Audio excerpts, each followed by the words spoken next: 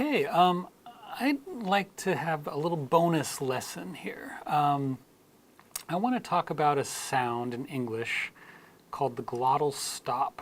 And really, it's not really a sound. It's like the name says, it's more of a stop of your voice. Many dialects of English use it. The most famous dialect to use it is London Cockney English. It's kind of an urban dialect of London. It's been around a long time. And Cockney English uses it when a T sound happens in the middle of a word. So I've talked about how American English turns the T sound in words like butter, better. We turn it into almost a D sound, butter, better. In Cockney English, they use a glottal stop there, where proper English uses a T and American English uses that D sound, that fast D sound. So a Cockney would sound like butter or better. So as you can see, it's a stop of the voice. It happens in your vocal tract right about here, butter, better. So a little muscle contracts and stops the air, and it makes no sound at all.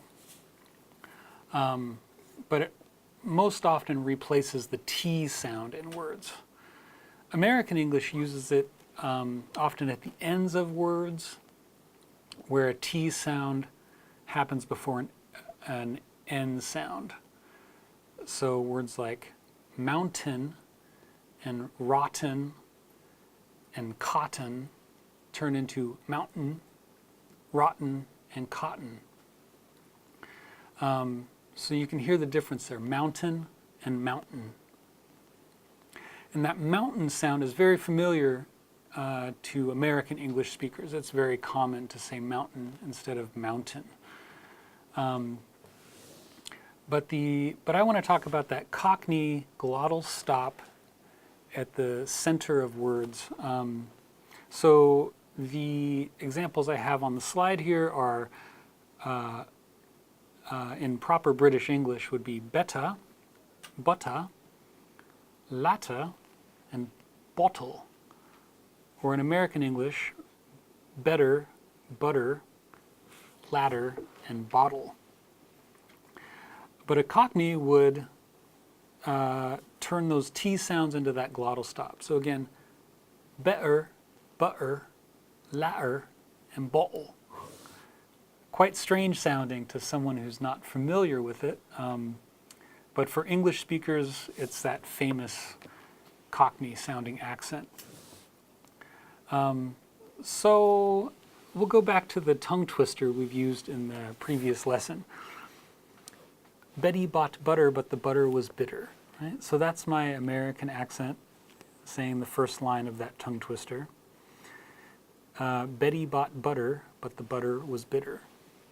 So now a proper British accent that enunciates those T's in the centers of those words. So Betty bought butter, but the butter was bitter. And now the Cockney version. Betty bought butter, but the butter was bitter. So if you know the whole tongue twister, this can be quite fun to say if you can say it in a Cockney accent. Betty bought butter, but the butter was bitter. So Betty bought better butter to make the bitter butter better. Which sounds quite strange to almost everybody except a Cockney speaker. So that's the little bonus lesson here, a little glottal stop lesson. You'll notice in the transcriptions on the slide too, the symbol for a glottal stop is a question mark without the dot at the end. So if you see that in some transcriptions of pronunciation, you'll know that that is the symbol for a glottal stop. And it's called the glottal stop because the area of your vocal tract that closes that for butter, it's the same sound when you say uh-oh. Most Americans know it from that sound, uh-oh.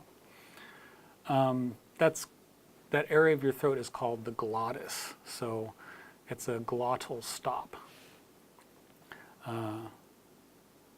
So again, those 4 words and with the Cockney accent, better, butter, latter, and ball. So that is your short lesson on the Cockney accent. Okay, thank you very much.